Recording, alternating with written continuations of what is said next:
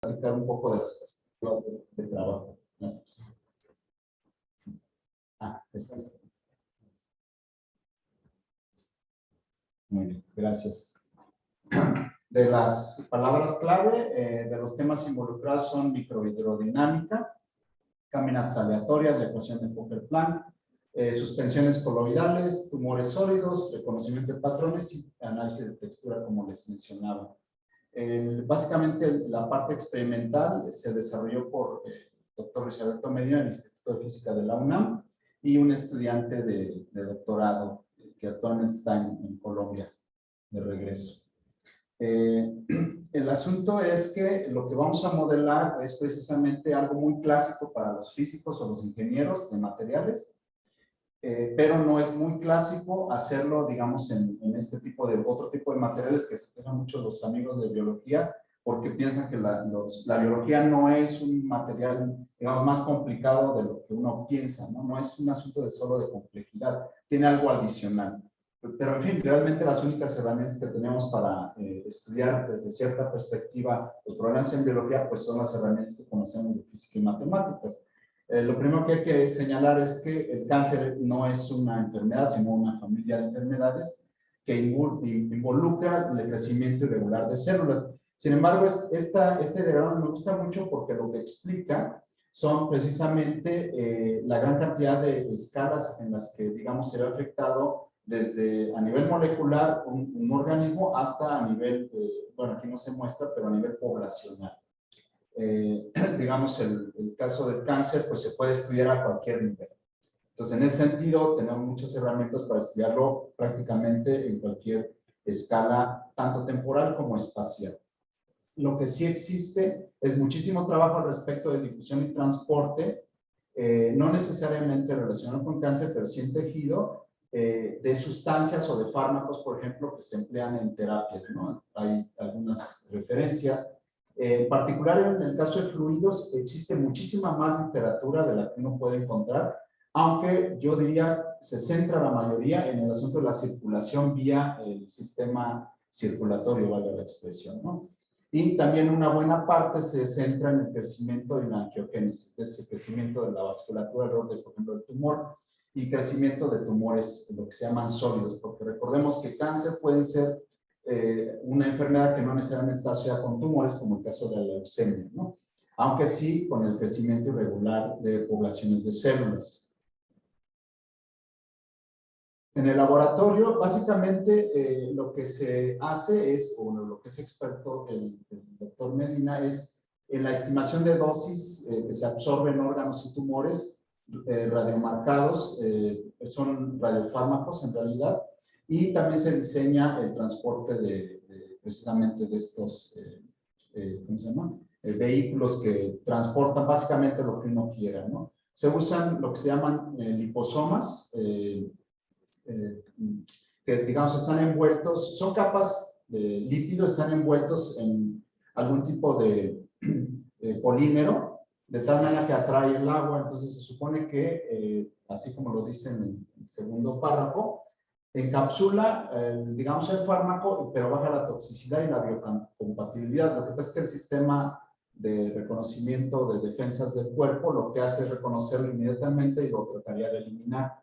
O bien, en general, por ejemplo, el cisplatino también es una droga que se usa mucho en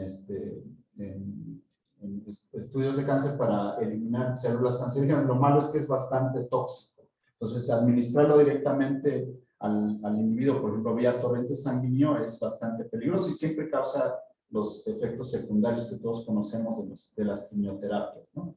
Entonces, este es un vehículo, no es novedoso, tendrá unos 20, 30 años quizás de que se concibió, pero lo novedoso sí es pegarle básicamente moléculas, por ejemplo, que emitan fotones y uno pueda visualizarlos de alguna manera, y aparte la droga que justo da en el blanco a las células, ¿no? También en general se les colocan ciertas moléculas alrededor que son afines con ciertas células de cáncer. Entonces van y se paran, a pesar de que están circulando en todo el organismo, van y se paran, se localizan en las células específicas, liberan la carga y la carga hace el resto, ¿no? En principio elimina con un cierto porcentaje a las células a las que se pegan, ¿no? Pero en realidad ahora sí que la realidad es la siguiente. Este es el reto, ¿no? Por ejemplo, este es de un artículo, no estoy citando aquí, no es de Tredal, pero es otro, que dice que la ingesta de estos anticuerpos radiomarcados que lleguen al tumor, básicamente lleguen este porcentaje, ¿no? Que es bajísimo, es mucho menos, sería 10,000%, ¿no? Por gramo, dice, al tumor. Es decir, a pesar de que se ha diseñado, en realidad ese es el problema. Digo, en el laboratorio todo funciona, pero ya en un individuo, eso es lo que pasa generalmente con las drogas. Por eso se tiene que dar recurrentemente quimioterapia, planearlo, y además las dosis a veces se van aumentando dependiendo del individuo, ¿no? Y digamos, de la reacción que tenga el individuo al respecto. Sí, entonces ese es parte del problema. Por otro lado, pues desde luego que el fármaco así marcado dura una cierta cantidad de tiempo, básicamente de minutos a horas, circulando antes de que se deseche esencialmente por orina o por el hígado, ¿no? Entonces, esto es precisamente lo que nos llamó la atención y justamente lo que menos estudiado se tiene. Es decir, sí existe estudios, pero muy pocos al respecto, desde una perspectiva más bien, digamos, clásica, como de difusión y transporte, pero dentro del tejido biológico, que eso es, digamos, lo complicado, ¿no? Entonces, básicamente, lo que voy a presentarles es el desarrollo de un modelo a partir de estas opciones que tenemos, ¿no? La idea es no, digamos, tratar de ligar incluso lo que encontremos en algún punto, por ejemplo, con algunos otros factores que hacen que, digamos, las drogas no sean efectivas dentro del individuo, ¿no? Es decir, hay muchos factores, nos vamos a concentrar efectivamente en el asunto del transporte dentro del tejido. Los experimentos son bastante curiosos, no son tampoco estándar, ¿no? Pero vámonos primero sobre algunos hechos del microambiente tumoral. Por ejemplo, si fuera un tumor sólido es un decir, realmente es un medio elástico, pero en general está basculado, pero no por el centro, ¿no? Esto que vemos es un diagrama plano, pero en realidad la vasculatura es alrededor de la masa tumoral a una cierta etapa de crecimiento. Entonces, ¿qué es lo que encontramos en tejido normal? En tejido normal encontramos incluso vasos linfáticos que lo que hacen es equilibrar las presiones hidrostáticas dentro, o dinámicas dentro del tejido. En el caso de un tumor, a veces no existen estos vasos linfáticos, depende del tamaño y donde esté localizado el tumor. Algunas de las venas ¿cómo se llama? Venículas más bien, o arteriolas están colapsadas, puntos ciegos, entonces la circulación no es del todo eficiente, ¿no? Para precisamente que el tumor se mantenga. A pesar de eso se mantiene, porque tiene otro problema, ¿no? Que es el asunto del crecimiento descontrolado de las células, sobre todo en la capa exterior, ¿no? Otro hecho que también se ha notado es el asunto de la baja oxigenación que tiene a partir de un vaso capilar hacia el interior, baja la oxigenación y también la acidez digamos, de la concentración del medio material hacia el centro del tumor, digamos, ¿no? O alejados de donde está la vasculatura principalmente. Ese es un hecho, no hay que descartar, ¿no? Entonces aquí en la gráfica de arriba podemos ver que entre más grande sea el tumor, por ejemplo, la presión intersticial es bastante más alta respecto al tejido que lo circunda, ¿no? Entre más aproximados estemos al centro, la presión se incrementa. Claro, desde luego que depende del tamaño del tumor, aunque nosotros de lo que estudiamos son tumores, no son característicos, pero son tumores relativamente grandes, los voy a mostrar en un momento. Y aquí lo que notamos es esa cierta caída. Hay varios modelos al respecto que nos pueden explicar desde la hidrodinámica la caída de presión, digamos, dentro del tejido tumoral. Lo que pasa es que el tejido precisamente tampoco es algo homogéneo dentro, ni la presión, como podemos ver, es algo que sea homogéneo ni que caiga, digamos, linealmente, ¿no? De hecho, es más complicado. Esa gráfica es solo con 4 puntos, no está ni ajustada, ¿no? A ningún tipo de modelo, pero es algo complicado, ¿no? Entonces aquí vemos otros de los defectos que tenemos. Hay zonas en las que no se oxigena porque tiene problemas la circulación dentro de los vasos capilares, ¿no? Y de hecho el diámetro son unas cuantas micras, es prácticamente el tamaño de casi una célula. En principio solo es para que pasen células que le proveen de alimento al tumor. y muchas veces están bloqueados, ¿no? O de hecho no tienen salida. Pero estamos hablando del orden de micras. Y les repito, eso solo es en la capa exterior. Tampoco hay algo típico en biología, eso siempre me insisten los colegas de biología, pero lo que sí podríamos hacer es pensar que existe un patrón de composición de cierto tipo de tumores. Casi siempre los biólogos nos tienden a decir, es que te tienes que restringir al tipo al fenotipo ¿cómo se llama?, de tumor, en dónde está localizado dentro del organismo, como para decir, entonces en promedio existe cierta composición que lo caracteriza. Entonces, pues como buenos matemáticos, la vaca es esférica, entonces pensamos que básicamente está compuesto de células, no todas son cancerígenas, o cancerosas, perdón. Hay una buena cantidad de medio material que se llama intersticio, que es lo que compone o lo que es la matriz en la que se sostiene yo diría un mar de células, ¿no? Aquí también no hay una homogeneidad, hay una gran cantidad de familias o de poblaciones de células conviviendo. Y fíjense aquí lo que destaca, eso sí coinciden todos en este tipo de tumores ya, digamos, maduros. Básicamente la vasculatura es un porcentaje menor, ¿no? Entonces, ese es parte del problema, porque uno dijera, bueno, le inyecta uno el fármaco al individuo y por medio de la vasculatura va a llegar, porque además la vasculatura, como tiene defectos, puede liberar, digamos, la carga en el tumor, pero precisamente no pasa, ¿no? Y no pasa también, pues, tiene que ver con la distribución de la vasculatura, no solo porque sea poca, ¿no? Entonces, en pocas palabras, en el microambiente tumoral, que no tiene que ver necesariamente con la química, que es muy, digamos, donde hay mucho estudio de parte, sobre todo los biólogos de cáncer o médicos, que se digan a esto. Lo que sí se sabe es que los tumores sólidos son tipo órganos heterogéneos y estructuras de estructura compleja, ¿no? Entonces, básicamente aquí les menciono qué tipo de células pueden ser las que estén presentes. Les repito, es una gran cantidad, ¿no? Una familia o poblaciones enteras de células que tienen, digamos, su rol dentro de este pequeño sistema, ¿no? Todas están metidas en una matriz extracelular. La matriz extracelular también no es solo sujetar a las células para, digamos, darle esa apariencia incluso al tumor, también es el medio en el que se comunican las células, ¿no? Incluso es el medio a través del cual se pueden o no alimentar. Es un medio altamente viscoso, de hecho, básicamente es colágeno, lo que conocemos como colágeno, esto parecido a como lo que están hechas las uñas.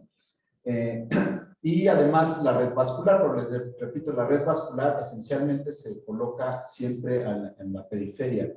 Es difícil encontrar vasculatura dentro porque precisamente debido a la compresión mecánica no penetra, digamos, la vasculatura. De hecho, por eso es que está alterada y existen estos bloqueos. Esencialmente es un asunto de compresión y es biomecánico, mecánico. Sí, entonces, de la estructura podremos decir, bueno, sí tiene cierta complejidad, mucha inhomogeneidad. Los vasos, ¿cómo se llama?, sanguíneos son bastante irregulares, como acabamos de mostrar simplemente. Y en la parte funcional, esa es la parte quizás que nos interesa más, existen diferentes factores, tanto físico-químicos como genéticos, que derivan en estos procesos anormales, ¿no? Entonces, al final, lo que tenemos es que el transporte y distribución de los fármacos es limitado por esta complejidad, ¿no?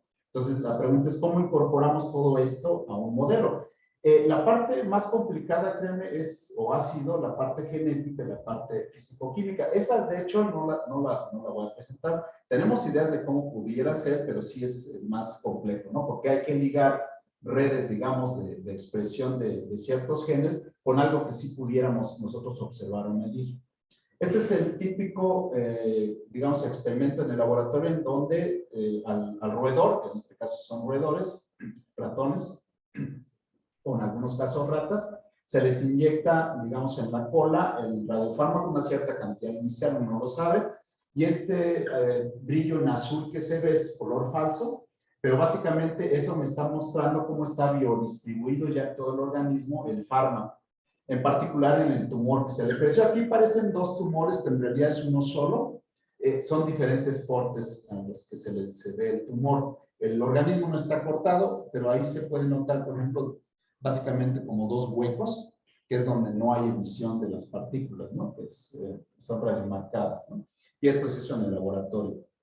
Este es típico experimento, entonces se puede visualizar por cortes cómo está distribuido precisamente el fármaco en este tumor.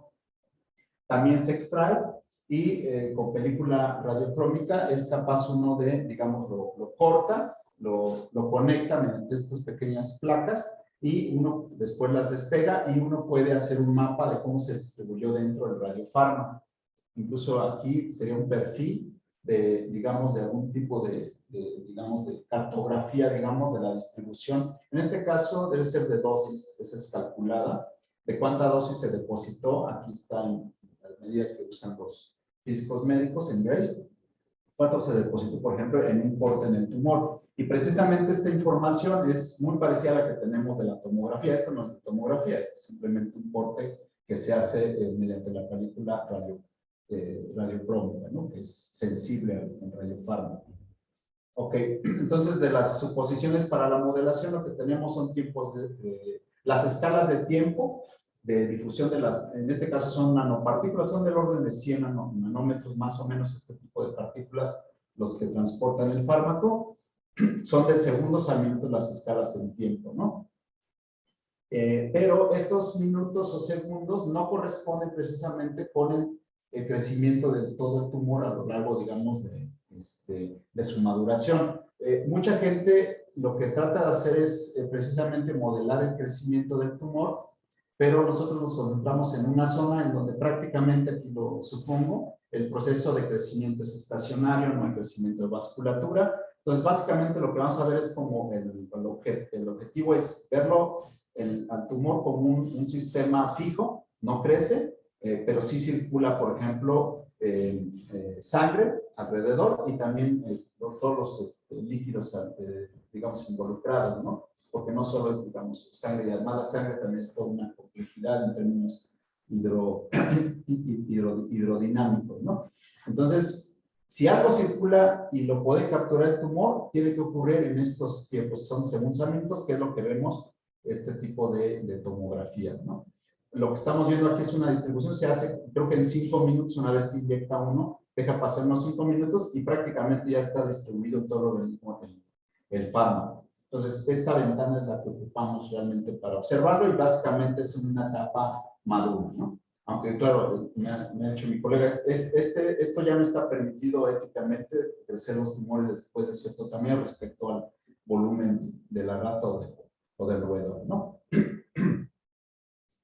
Y sí, y entonces se usan, por cierto, aquí el crecimiento de los tumores puede llevar semanas, pero lo importante es que se usan ratones nudos atímicos, ¿no? Quiere decir que el timo está disminuido y por lo tanto el sistema de defensas no actúa como uno piensa luego en los modelos que ve de crecimiento, donde compiten el sistema inmunitario con el tumor. En este caso está excluido la posibilidad de que haya sistema inmunitario, de hecho se supone que no habrían, y por lo tanto son muy delicados esos ratones y se mueren incluso durante los experimentos, ¿no? Porque los ataca cualquier bicho y se muere. Entonces, esa es parte de lo que uno tiene que aprender luego en el laboratorio. Entonces, eso uno no se lo imagina hasta que lo ve. Entonces decimos, vamos de los segundos a los minutos, el crecimiento realmente si existe, es muy lento, si existe siempre, pero es muy lento. Entonces decimos que es básicamente estacionario. Y nos enfocamos en la difusión de los fármacos en un medio heterogéneo, pero que no cambia, ¿no? Con estructura interna compleja, como lo acabo de mostrar. Entonces, hablamos de la concentración del espacio-tiempo, la C es con lo que denoto en la concentración. Básicamente sería una medida escalar, ¿no? Aunque, claro, desde luego los tumores pues crecen en 3 dimensiones espaciales y en el tiempo, ¿no? Entonces, básicamente lo que yo quisiera es tener un modelo que me describa la evolución temporal de la concentración a lo largo del tiempo y en el espacio, ¿no?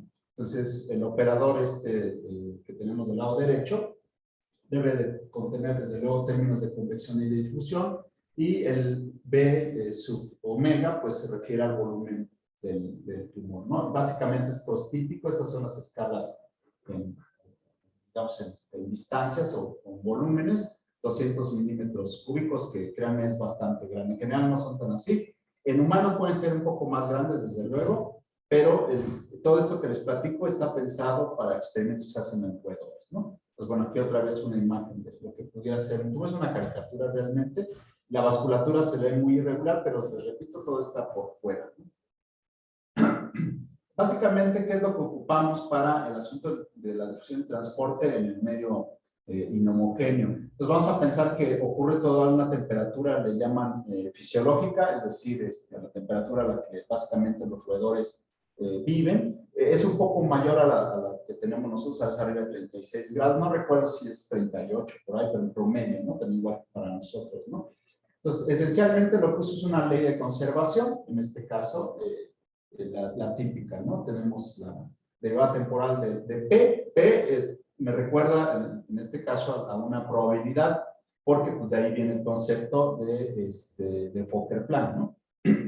Que básicamente lo que se hace es tratar de describir al conjunto de partículas que se mueven en el espacio-fase. Nada más que aquí hay que hacer la conversión y pensar que nosotros estamos trabajando con volumen contra concentración. La probabilidad en general, pues es una cantidad que sabemos que de menos infinito a infinito estaría, ¿cómo se llama? Sería 1, ¿no? Sería unitaria. Pero en el caso de la concentración no necesariamente, entonces siempre tenemos que ajustar esto como para poder transitar entre la ecuación de Fokker-Planck, que pues cualquiera puede decir, esto se trata de probabilidades, no de concentraciones, pues la podemos convertir mediante los volúmenes a una especie de, perdón, de probabilidad, ¿no? De hecho, la forma en la que apareció Smoluchowski, de los primeros que describió el asunto de la difusión con algún tipo de corrimiento, lo hizo a través de concentraciones, no de probabilidades. Las probabilidades vinieron después, ya precisamente con este Planck, pero básicamente lo que usamos es la ley de conservación y un flujo en el que me dicta, por ejemplo, los gradientes de precisamente esta concentración con un coeficiente que todo el mundo debe reconocer, que es el de difusión, y un término adicional que es el que nos va a ligar con la hidrodinámica. Entonces, es decir, tenemos que completar al sistema porque esto es básicamente o simplemente difusión, ¿no? Con cierta convección. Pero nos falta ligarlo precisamente con esto de las corrientes que nos provoca la hidrodinámica. Bueno, sabemos esta ecuación no es más que un caso especial de un proceso de marco. Es un proceso de marco, pero es un caso especial de lo que se conoce como la ecuación maestra, donde hay balances de probabilidad y básicamente es un límite, ¿no? Apropiado para llegar a la ecuación de Fokker-Planck, ¿no? Desde el otro punto de vista más básico, digamos, esto puede ser incluso algo empírico, porque uno sabe de la primera y segunda ley de difusión de Fick's.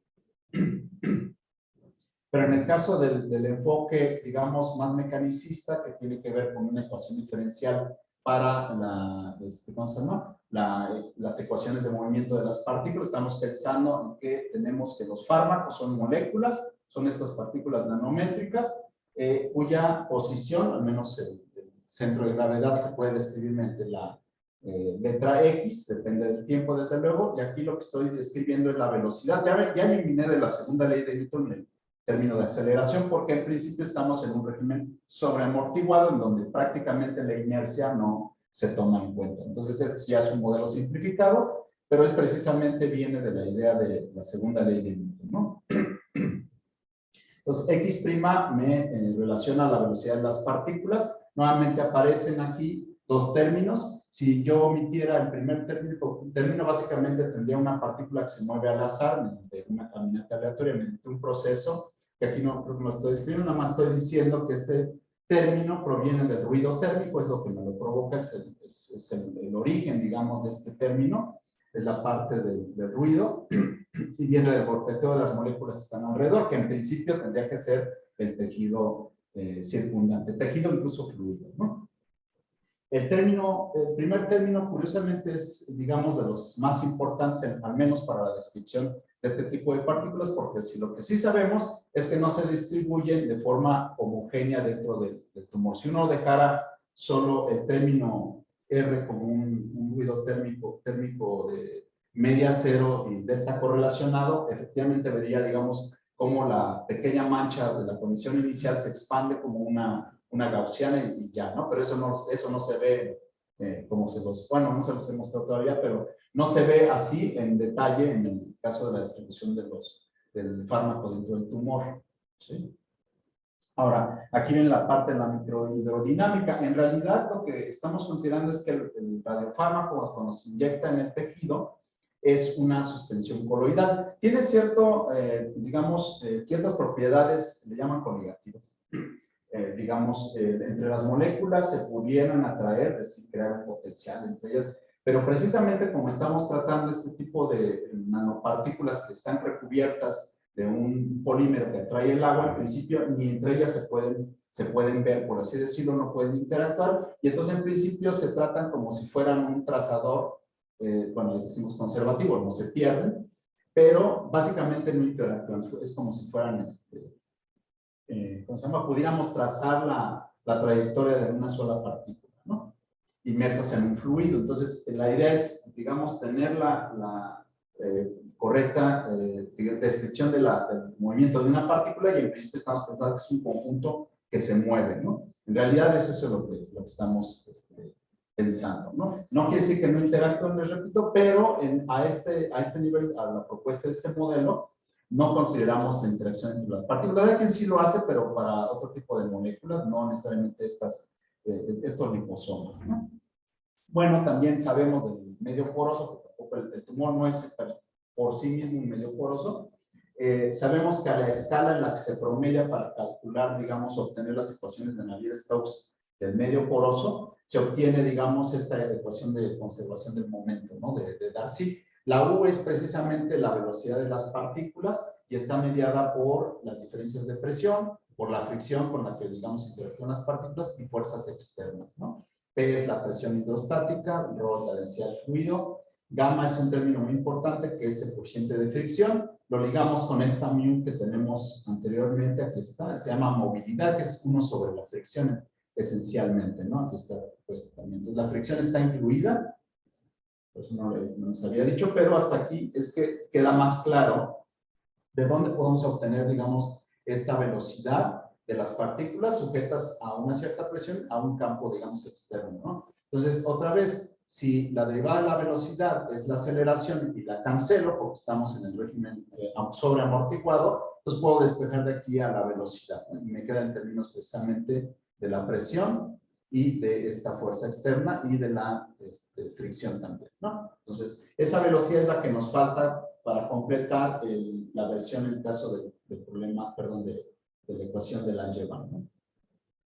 Pues con ese, lo que hago es precisamente la velocidad de las partículas. Ojo, perdón. Esta es la velocidad del fluido. Y X es la velocidad en principio de las partículas. Aquí lo que digo es que si la velocidad de las partículas coincide con la velocidad del fluido, esa es una hipótesis. De hecho, si no fuera igual, aquí tendría que tener el término extra, que sería la diferencia entre estas dos velocidades. En algún punto tendría que aparecer la velocidad del fluido. Aquí estoy haciendo que coincidan porque decía yo que se comportan como un tracedor, de hecho pasivo. Las partículas siguen el flujo, ¿no? Digamos, no tienen cierta inercia respecto a la velocidad del fluido, ¿no? Entonces, si es así, sustituyo, digamos, esta velocidad dentro de la ecuación de Fokker-Planck, y a lo que llego, bueno, cancelando campos externos que pudiera ser, por ejemplo, eléctrico o magnético, aunque se pueden incluir, incluso la aceleración de la gravedad, pero en este caso, dadas las dimensiones del sistema, no es necesario, ¿no? Entonces, si sustituye esta velocidad en el caso de la ecuación de Langevin y promedio, llegamos a varias formas de llegar a la ecuación de Fokker-Planck, ¿sí? Recordemos, esta es una versión más ¿cómo se llama? En el estado de configuraciones, y este es en el espacio fase esencialmente. Es decir, aquí estoy visualizando al conjunto cómo se está moviendo. La P es lo que me está indicando el promedio de cada una de estas partículas con esa velocidad. Entonces, si hago esto, de incluir esta parte de la hidrodinámica, llego a que la ecuación de Fokker-Planck llega a tener este tipo de coeficientes bastante más complicados de los que uno está acostumbrado a tratar. Es decir, son coeficientes no constantes, dependen de la posición, pueden incluso depender del tiempo. En general, el modelo no usamos la dependencia temporal, pero se usa la dependencia espacial. Y esta es importante, el término convectivo en particular, porque aquí lo que me está diciendo es que la fricción, digo, acuérdense que es el recíproco de la movilidad, depende de la posición. Y eso tiene sentido porque el tejido, al ser heterogéneo, no es lo mismo avanzar en línea recta que estar haciendo zigzags. Lo más seguro es que a la hora de estar haciendo zigzags, eso me está indicando precisamente que la fricción esté cambiando, por ejemplo. Es una de las propiedades, ¿no? La presión, también vimos, no es algo que sea, digamos, constante. Eso tiene caídas, ¿no? O bien cambios, entonces también depende de la posición. En general les decía, por eso la hipótesis es importante. Si no dependen del tiempo estos parámetros, querría decir que la masa del tumor no está creciendo a un ritmo que uno pueda observar, o sea, no tiene evidencia en los experimentos. El coeficiente de difusión lo puse por acá atrás, me parece. Es esta ley de Einstein. Aquí está, ¿no? El coeficiente de difusión está ligado nuevamente con la misma movilidad, o bien uno sobre la fricción y la temperatura. Entonces, ese es el término, desde luego, de difusión, ¿no? Le llaman advección dispersión en el caso de sistemas coloidales, ¿no? Y porosos. Entonces, aquí están involucrados varios parámetros que yo no conozco. Entonces, eso es lo importante. Entonces, al final, esto es una ecuación parabólica de coeficientes no constantes en 3 dimensiones espaciales y el tiempo, ¿no? En el dominio que les indicaba, en el volumen en el que estoy simulando el tumor, ¿no? Entonces, justamente esos son los parámetros que a mí me interesaría recobrar a partir de los experimentos. Sí, ese es de lo que no está acá abajo este trabajo, pero justamente la intención es cómo le hacemos, ¿no? Desde luego, existe lo de la permeabilidad hidráulica de la red capilar, eso tampoco a priori lo conozco, aunque sí hay estudios, hay en otro tipo de sistemas, también la tortuosidad, la capilaridad, la perfusión, por ejemplo, dentro de la misma masa tumoral, son cantidades que uno quiere recuperar, en particular la presión. Es importante, eso me explicaba mi colega experimental, porque para él no puede, digamos, sugerir hacer terapia de radiación si, por ejemplo, la presión es alta, porque lo más seguro es que sea hipóxico, no tenga oxígeno, entonces la radiación no va a afectar esencialmente al tumor. Entonces, eso sí les interesa, eso sí es algo importante para los físicos médicos. Entonces, estos sí son datos, bueno, son experimentos, están a distintos tiempos, sí, así. Entonces, son 2 tumores, uno por renglón, 0, 1 y 3 horas, es el mismo, distintas vistas porque era difícil incluso colocarlo correctamente. Estos viene de una tesis de uno de nuestros estudiantes ahí en la maestría. Él es físico de formación, se fue al laboratorio a hacer los experimentos y esencialmente el experimento consistía en tomaban el tumor y trataba de inyectarle la sustancia más o menos en el centro, la sustancia radiactiva, más o menos en el centro y visualizar la difusión. Y pueden ver, pues, digamos, aquí no se cumple ninguna hipótesis de esas que todo el mundo cree sobre la difusión, ¿no? En particular, el halo azul se ve distribuido, incluso a veces se ve como por fuera, porque es un corte y el tejido realmente rosa que se ve en el fondo sí circunda, digamos, esta parte. Pero si notan, por ejemplo, no se ve, no es algo espectacular el asunto de la difusión, digamos, creando dedos o cosas más raras, quizás aquí sí empieza a fluir, digamos, el fármaco hacia otra región que seguramente está basculada y por ahí sale el medio, el fármaco, pero ahí es mucha la irregularidad. Y si se fijan, después de 3 horas, es lo que les decía, tampoco es que se vea muy espectacular, ¿no? Pero bueno, esa es la evidencia que sí tenemos. ¿Sí? ¿No? Entonces vamos a pasar aquí a los videos. Entonces, ¿qué es lo que hicimos?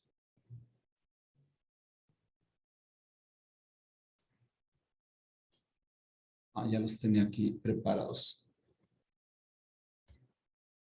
Entonces, esta es una simulación.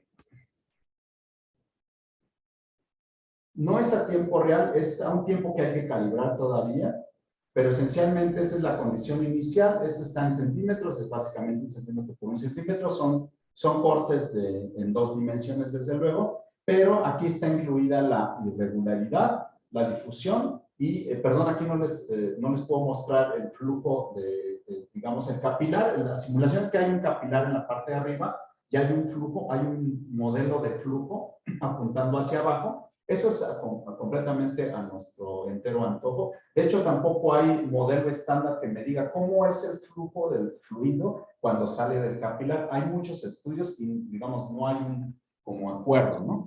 Este es un caso, ahorita explico más de este, más detalle. Este es otro. Pero lo que quiero que noten es que más que querer reproducir exactamente lo que observamos en una de las imágenes, lo que podemos ver son los rasgos generales, la parte, digamos, estadística, vamos a pensarlo, de las irregularidades con las que, digamos, podemos hacer la simulación. ¿Sí? Entonces, ese es el otro caso. Ese es otro.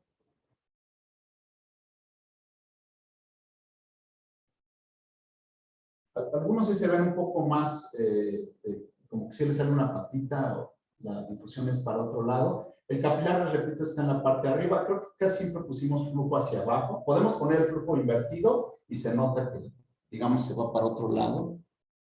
Este es, creo que en el fondo. Y también la lentitud tiene que ver con que nosotros variamos, por ejemplo, el coeficiente bueno, no, más bien la presión intersticial la podemos también manipular. Usamos varios modelos al respecto. Ahorita explico un poquito de eso. Y también del flujo. Estamos probando de varios. Bueno, aquí sí se ve, digamos que circula algo del medio material hacia abajo, ¿no? Hacia afuera. Falta una, creo. Esta no es...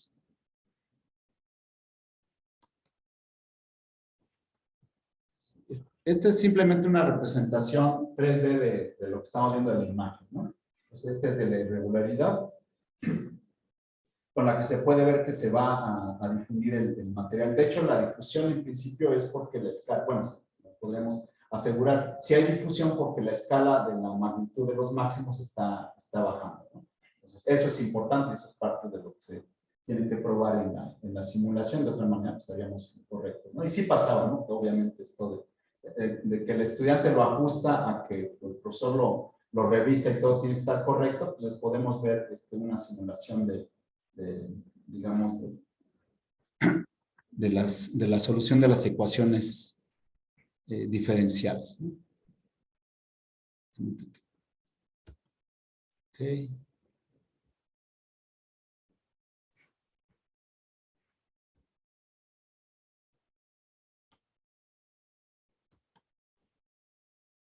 Sí, entonces, les repito, nosotros, nuestra intención no sería, si esta fuera la única evidencia, pues a lo mejor sí, lo que queríamos es un matching entre lo que vemos en una sola imagen contra lo que tenemos en el modelo, es decir, que quisiéramos empalmarlo. Eso es algo, créanme, en la comunidad que he visto, sobre todo pensando como los matemáticos, si es un asunto como de decir, es que yo quiero reproducir exactamente lo que veo ahí, como, por ejemplo, no sé si han visto estas simulaciones que se hacen luego de la galaxia, por ejemplo, de estas espirales, cómo se llegan a formar a partir de ciertas condiciones iniciales, todo el mundo se pregunta, ¿cómo supiste cuáles eran las condiciones iniciales, no? Entonces, todo el mundo dice, pues prueba y error. Aquí también podríamos hacer eso, pero de hecho nosotros pensamos que esa es una posibilidad, pero la idea no es reproducir un solo experimento, ¿no? La idea es captar los patrones.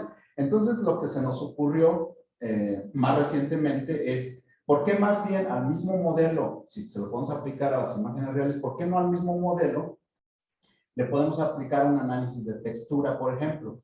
Es decir, hay varios que se pueden implementar relativamente sencillo, muchos se conocen, ¿no? Hay unos, es el contraste, por ejemplo, es el asunto de imágenes, la misma correlación de punto a punto, es cómo varía. Estos puntos en rojo es a lo largo del tiempo de la simulación, es decir, ustedes ven cómo empieza a difundirse y está calculando el algoritmo a cada tiempo el valor, por ejemplo, del contraste o, por ejemplo, de la entropía. Aquí lo que hicimos sí fue variar, por ejemplo, la presión intersticial. Pues sí podemos ver que a ciertos tiempos largos ya se nota, y esto es por precisamente que empieza a salir la difusión del cuadrado, ¿no? Entonces eso sí es otro problema que tenemos que cuidar, es decir, el algoritmo correcto de las condiciones de frontera, ese sí fue un lío, arreglarlo, para que funcionara, pero aquí sí se podría notar que hay una distinción entre una presión intersticial mayor que una menor, ¿no? Aquí, digamos, la mayor es la de abajo y la menor es la de arriba, si no me equivoco. Entonces, sí. Entonces, este tipo de diagramas son los de los que nos estamos apoyando para tratar de resolver el problema inverso. ¿En qué sentido? Si a una imagen real le podemos calcular, claro, tenemos solo 3 puntos, ¿no? Pudiéramos caer, por ejemplo, calcular caídas, entonces podríamos comparar, por ejemplo, con lo que tenemos en la simulación y aquí sí trata de ajustar, ¿sí? Entonces, eso sí puede ser también algo complicado porque computacionalmente es costoso, no per se la simulación, sino calcular estos números. ¿Por qué? Porque por cada imagen tenemos que hacer el cómputo, por ejemplo, digamos, de la entropía, ¿no? Que es un algoritmo que básicamente lo que hace es un asunto de correlacionar puntos entre la misma imagen, ¿no? Entonces, este tipo de comportamiento, si bien lo hago en la escala normal, no estoy poniendo, por ejemplo, logaritmos, algún otro tipo de escala distinta, este también podría identificarnos algún tipo de cambio en la parte, tanto en las, digamos, imágenes reales como en las imágenes simuladas de la resolución de nuestro sistema de ecuaciones diferenciales. Pero esta es la etapa en la que tenemos ¿cómo se llama? El problema, ¿no? Es decir, queremos agotar las posibilidades, tratar de describir correctamente tanto el modelo computacional como las imágenes reales mediante este tipo de diagramas, que además está más asociado con lo que a veces los biomédicos utilizan para diagnosticar. Entonces, en vez de querer replicar exactamente una de estas imágenes y decir, mira, ya encontré cuál es la presión intersticial, ya encontré cuál es la fricción, el campo de fricciones, etcétera, que me da lugar a este objeto, más bien de forma estadística caracterizarlo de esta manera, es decir, haciendo variación de alguna manera de parámetros sobre el modelo computacional y poder proporcionar, digamos, un rango de valores, ¿no? Porque no es todo, digamos, nunca vamos a atinar, quiero decir, a reproducir exactamente lo que está pasando en un experimento. ¿Sí? Entonces, más bien es el patrón, ¿no? Lo que andamos buscando. Y hasta aquí lo dejaría. Sí, bueno, viene lo del grupo, que bueno, es interdisciplinario. Tenemos biomédicos, estadísticos, ¿no? La doctora Elisa Domínguez, ella trabaja en la UNAM, ella es bióloga de sistemas, físicos médicos, mi estudiante de doctorado actualmente, y el doctor Morales en el CIMAC, ¿no? Este sería mi conclusión, ¿no? Bueno, no sé si tengan preguntas o comentarios. Pasamos a Héctor. No sé si hay alguna pregunta presencial o que ellos se pongan viendo a ver si hay alguna pregunta en el chat.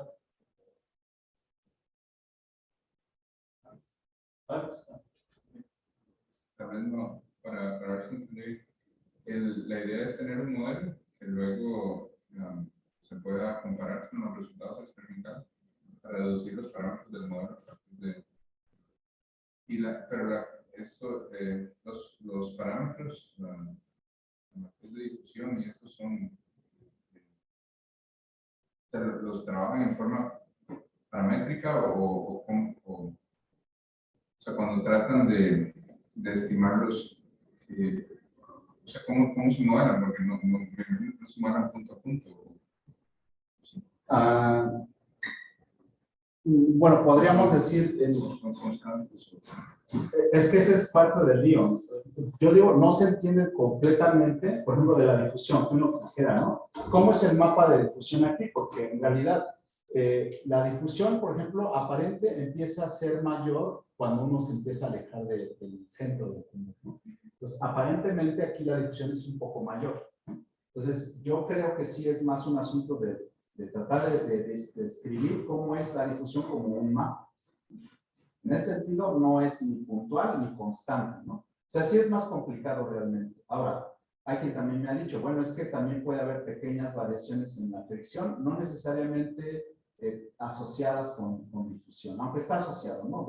Depende de uno cómo quiera explicar la difusión, pero el término de difusión, este es clásico, pero no siempre se satisface, digamos, esta regla, ¿no? De que sea la difusión temperatura sobre la fricción. En unidades sí coincide, pero hay modelos más complicados. Sí, puede ser hasta una matriz, ¿no? Sí, exacto. No, es de hecho un tensor. Sí, ese es el peor escenario, ¿no? Que recobrar, pues digamos, una cosa de más dimensiones, pues es más complicado. Aunque las imágenes que tenemos es tercera dimensión, de todas formas, extraerlo tendría que ser corte por corte, ¿no? De alguna manera, tratando de hacer un promedio también. Sí, sí es complicado el problema. Sí. ¿Alguna otra pregunta?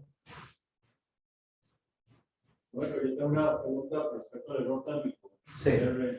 ¿Qué tipo de estructura le asumen ustedes, digamos, un tipo de estructura de temporal, de correlación? Sí, sí es el típico delta correlacionado, o sea, es una constante por la delta esta del gato, ¿no? Y es decir, es puntual, ¿no? Es decir, si coincide, entonces hay una correlación, si no, entonces no hay correlación. Desde luego, eso es precisamente hablando de la difusión, uno aquí lo puede cambiar, ¿no? Es decir, puede proponer que la correlación, digamos, de lo que observa sea distinta, ¿no? Y desde luego la difusión va a ser distinta. Y se ha considerado, tal vez, o sea, tener algún tipo de correlación espacial, digamos, en el error, o Pues, perdería muchas propiedades, digamos, de lo que se tiene. Esa es una buena pregunta porque fíjate que si uno toma la ecuación de Fokker-Plan como esta, en realidad ya fue promediada. ¿Qué es lo que se promedió? Aquí lo que se promedió es el tiempo, ¿sí? Y uno llega a bueno, digamos, si solo tiene este término y nos olvidamos de este, llegamos a la ecuación de difusión normal, porque promediamos la escala temporal. Pero si uno promedia la escala espacial, que sería, digamos, los otros términos, de hecho, esa es una buena pregunta, pero en realidad, si lo hacemos, perderíamos la información. Es decir, con este término yo recupero lo que es el término de difusión, ¿no? Pero, ¿qué es lo que pasa cuando yo trato de promediar la parte espacial? Según recuerdo, eso lo intentamos, no me acuerdo bien de cómo está la ecuación al final. Sí. Sí, creo que todo se puede absorber, bueno, de hecho todo se puede absorber en una sola, ¿cómo se llama? En la divergencia, pero algo perdíamos. Sí, lo que pasa es que este término ya es el promedio temporal. No recuerdo bien qué es lo que le pasa, digo, si coloca uno correlación espacial, ¿no? Que sí la debe de haber.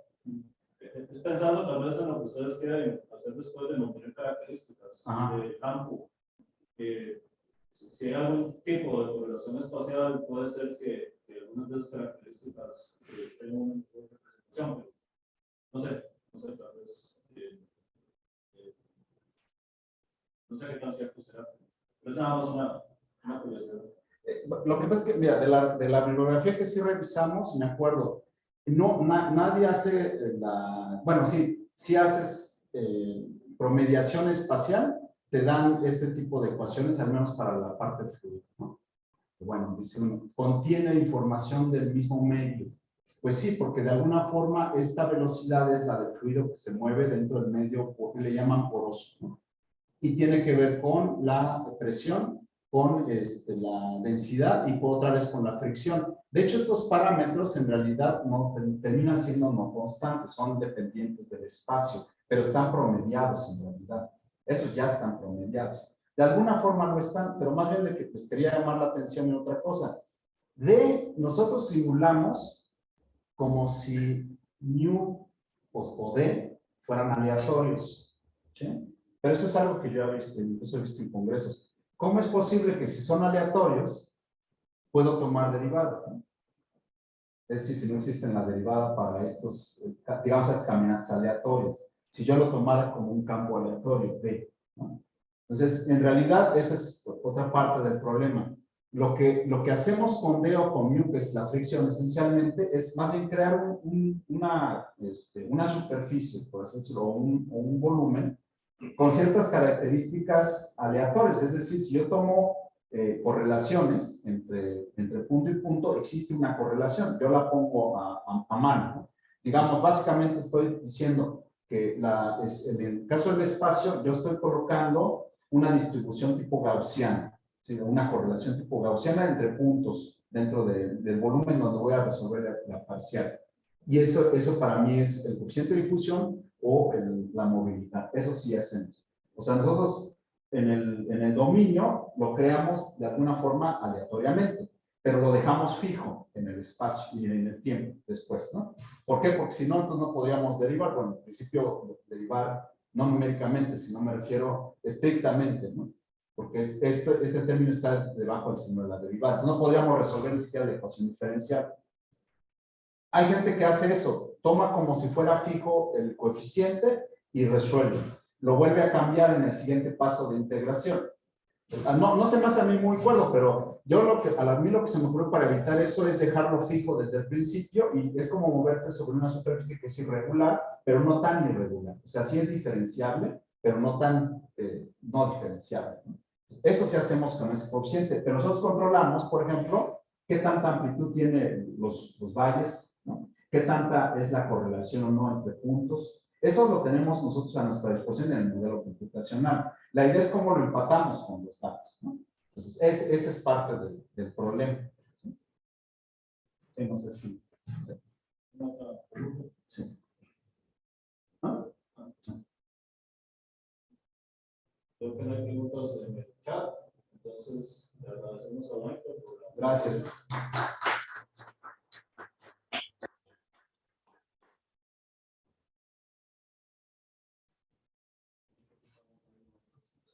Ah, sí, el vasito es... Ah, gracias, gracias.